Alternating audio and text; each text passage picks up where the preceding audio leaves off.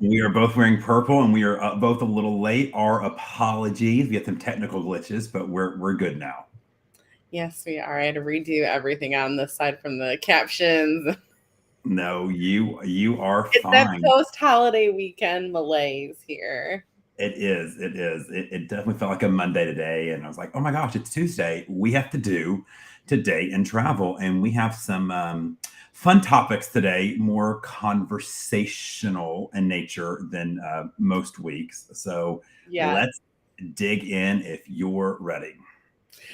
All right. Well, for those watching that may not know who you are, Jason, who are you? Oh, yes. I forgot to introduce myself. I am Jason Poole. I'm so excited to talk about our topics. I'm Jason Poole. I am a travel advisor with Cruise Planners and love talking about all things cruises, all inclusive resorts. We're going to talk about that in just a little bit.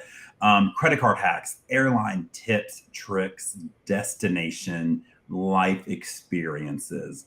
And I cannot even dream about looking at a hotel reservation, recommending a hotel without talking to the hotel guru. Haley, what makes you our hotel guru? And introduce yourself. Well, I've now almost been working in hotels for half my life, almost now at this point.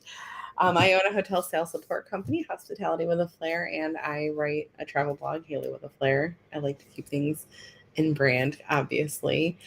But I'm very excited to talk about our topics today. I am too. I'll kind of kick off. So I was at Disney last week. I know it's not your favorite, but a lot of our followers love to go to Disney. They do. They Well, do. so I took my daughter and her two besties, now that they're all teenagers, and let them kind of have a trip together.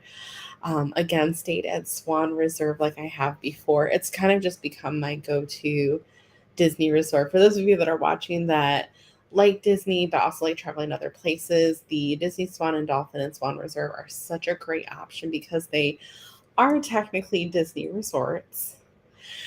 They're on Disney property, they're right by Epcot, but the best part about them is that they are Bonvoy property. So you are earning Bonvoy points. I see a lot of people that jump to stay at the deluxe Disney resorts, and some of them are theming. I mean, Disney does a beautiful job theming their hotels. I mean, the one that's right next to the Swan that you can actually walk to is the boardwalk. It has like those tandem bicycles that you can rent and like it's just the theming at Disney Right. is incredible in their resorts. But a lot of people will pay, six, seven, 800, over $1,000 for some of these hotels when you could stay at the Swan Reserve is a very comparable deluxe option. It's newer, it's very beautiful, has suites, great for bigger families. You could be spending that money and just earning more points. For me, whenever I'm traveling, and we're going to talk about this a little bit more later in a different light, I like to see how I can maximize my earning. You know, um, I like a boutique hotel, and sometimes I will like that one in Rome that I like, Hotel Tomaso. But generally speaking, if I'm not going to earn max points on it, I'm not going to do it. So, really love that. This is a great time of year to do Disney because the rates are always lower. Yes, it's hot. It's hot everywhere. I just had a hot August between the Met and Disney. But we always go back midday, have a break. But the prices are cheap. You can do the Halloween party at Magic Kingdom. You can do the wine and food I festival. was surprised that started so early. I mean, People but are willing to pay for that experience. It's so cute. I can't say much. I started Christmas decorations last year a little before Halloween. I was traveling, but who am I to judge? Who am I to judge? You're still thinking about it now. Let's be honest. The Halloween party is just incredible. We went to it for the first time in 2018. Loved it so much that we now make it like a yearly thing. Like that's Nice. how good it is. And then of course, Wine and Food Festival is just incredible and so much fun. But no, it was a fantastic week. If anybody has questions about Disney, we also have Pam Rosenberg, who is one of our Disney ambassadors in the group, and she shares some of that news. So feel free to reach out. So that's about me. Jason, you were just at this luxury forum, which already feels like a month ago. It does feel like a month I'm ago. not gonna lie, it feels like a month ago already. It does. It was great. I mean, the only negative about it was August at Jamaica. It was very hot. It was sweltering, but it was a great experience. We stayed at the Secrets in St. James, which is connected. It's St. James and the Orchid are like next to each other, and then there's a Breathless right there, kind of like 3 properties. This is your first time doing that brand, correct? Correct. And full disclosure, I had lots of issues checking in. My Hyatt account wasn't linked. Well, this is kind of a concern I think I told you that I had when Hyatt bought these properties, because the PMS system at a resort like that works very differently than a PMS system at like a Hyatt place. No, right. So this isn't part of the story, but I'll tell it. I called Hyatt when I was there. I was like, hey, my reservation not linked. They couldn't even find it. Now, granted, we were in a group. It's a little different. But for me, like on the hotel side, I'm like, it shouldn't be. I know. Like that should still be in your PMS, and it should be tagged as group reservations. Like when I go into a PMS for my hotels, I can see the rate code and see what's group, what's this, I digress. Anyways, continue. No, it just wasn't. It wasn't. It was not a smooth check-in. I will say the beach and the views were beautiful. I mean, it's Jamaica on the water. I mean, it really was beautiful. I mean, beaches are stunning. Did that property have swim-up rooms? I think Breathless does. Okay, I was wondering because my Secrets in Cosmo that I stayed at, and I think Breathless does. I mean, I'll be honest. We only really had about 4 hours of free time. I mean, we were in meetings nonstop. I mean, just complete meetings nonstop. So we had like a pool party, which actually was a networking pool party where we were encouraged to like talk to other vendors, other reps. I mean, we really didn't have that much in the way of free time, but it was wonderful. I got a lot of FaceTime with some vendors that I don't actively promote as much. I haven't sailed on personally. A few stand out to me. One that I'm super excited. I am sailing with them at the end of the year is Explora Journeys. So that is a brand new cruise line. There's a lot of buzz around that one. It looks beautiful. Max passengers around 900. They said they actually don't ever want to sell it at max capacity, that they're going to start just like cutting it off. Like they said, we would rather have some rooms unsold than have we don't want it to be too packed. It looks beautiful, beautiful.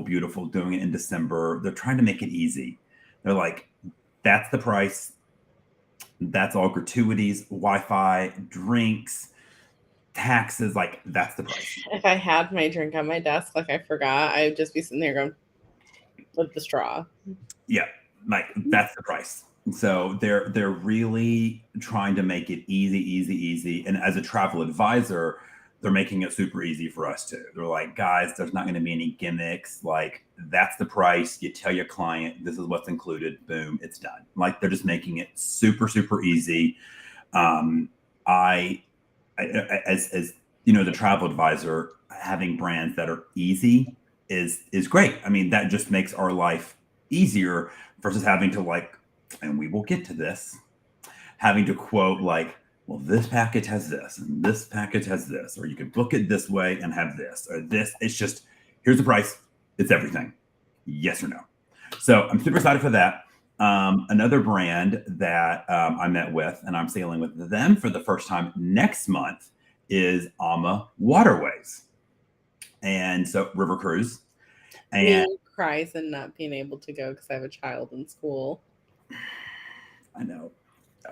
I'm really excited. I just, I've been to Europe many times. And when I look at my photos of Europe, you can go into the Photos app on the Mac and it drops little pins on where the photos were taken. And there's thousands of photos in Europe. But I noticed they're all on the coast. Minus London. Right. And when I were comparing, I remember this. You're like, mine are all on the coast. And I'm like, I don't know, mine are kind of sprinkled. Yeah. I mean, I have tons all over south of France, Barcelona, all over Greece. I mean, they're just all on the coast. So I'm super excited to get into Europe. see more, going to places I've never been. And so super excited for that. Had a nice chat with Regent and their offerings of like free air, free business class air. I thought was just a really great deal for some of my clients who, if you're spending some big bucks, you should have some, more perks included, private transfers, hotel, And I think it's air. even important too to remember that you can't get scared of the sticker price at first, Right. because when you start adding things up, like with more mainstream, I'm say, like, I'm not trying to throw Royal under the bus, but like where there's no drinks included, no air, no this, if you're buying a suite there. And I mean, and some of those suites on Icon are not cheap at all. No. Would you be getting more bang for your buck and maybe a more luxurious experience? Yeah. So, the sticker price can be, I think about this with my celebrity flora group to the Galapagos, right? When people see that sticker price, double occupancy is like $26,000. People are like, oh my God.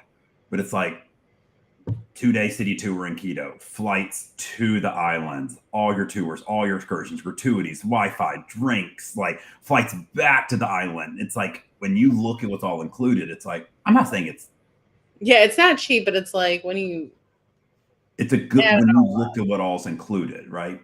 So Luxury Forum, which is wonderful. We have a lot of new things coming to cruise planners. We're going to have a hotel booking engine like on our websites that are going to automatically be able to apply like some signature travel group perks, some American Express Fine Hotel and Resort perks. Like they're working on making us a bit more hotel focused, which I still rely on Haley's expertise in this field. But so there was a lot of neat things, tips and tricks we learn. There's just so many vendors out there, and it really opened my eyes to I need to keep seeing more parts of the world, different cruise lines, different types of vacations, et cetera, et cetera. The last thing I'll say is I became convinced yet again that I'm just not an all-inclusive guy. I, I'm not an all-inclusive gal, so I completely it was pretty. And look, the property wasn't great. And some of my friends and colleagues that were there were like, "Oh, if we were a really nice property, you would love it." Maybe. But I just love living on the water. I just love it. Two, I want to go and visit new places, and like, and this is bearing our lead a little bit to the end of the day it or end of our discussion. It's is. like different people vacation for different reasons. I personally don't vacation to just relax. So we'll put a pin in that until the end of the show. But great forum. It was wonderful. I have lots of brochures and stuff coming, and been answering lots of questions about it. So it really was. It was a wonderful time to just learn lots of great tools. Well, that's going to lead us into, I think, our most anticipated topic. I know that we postponed last week because of this. Part of that was because you had a call with Celebrity and you kind of wanted to clear things out. But I mean, and I haven't even heard, guys, for the record, I haven't heard everything on this because I've been Disney getting back to school mode. Like, I haven't heard this all from Jason either. But I mean, I think like most of our followers, readers, I'm not super thrilled. Mm-hmm. So, do you want to give us the fair, balanced, unafraid reality that we're looking at with Celebrity Cruises now? Yeah. So I think there are two aspects to what's going on. The first aspect is the change in leadership, which has resulted in a new business model, a new change in direction for the brand, where they're sailing to, where they're sailing from, who they're marketing to, et cetera, et cetera. The other aspect of what's going on is what I've been calling unforced errors, things that they are tripping over themselves. So let's knock those out first, okay? So every ship pretty much in the world has a revenue manager and a revenue team, just like with hotels, Yeah. right? And their job is to look at nothing more than the P&L for that ship, that sailing, just like at a hotel. Like, how are we doing on this Yep. day, this week? You look at that. What's the booking window? Yep, right. And so some of these ships have been going rogue and doing things with or even without celebrities' headquarters knowing what's going on. People on social media are taking pictures, posting it, and the full picture is not clear. Example, we'll start with, I call it Cookie Gate. Okay? Cookie Gate. So someone took a picture on one of the ships where they were charging for cookies. And so people were like, oh my goodness, celebrity is charging for cookies now. Now, is that what was going on? No.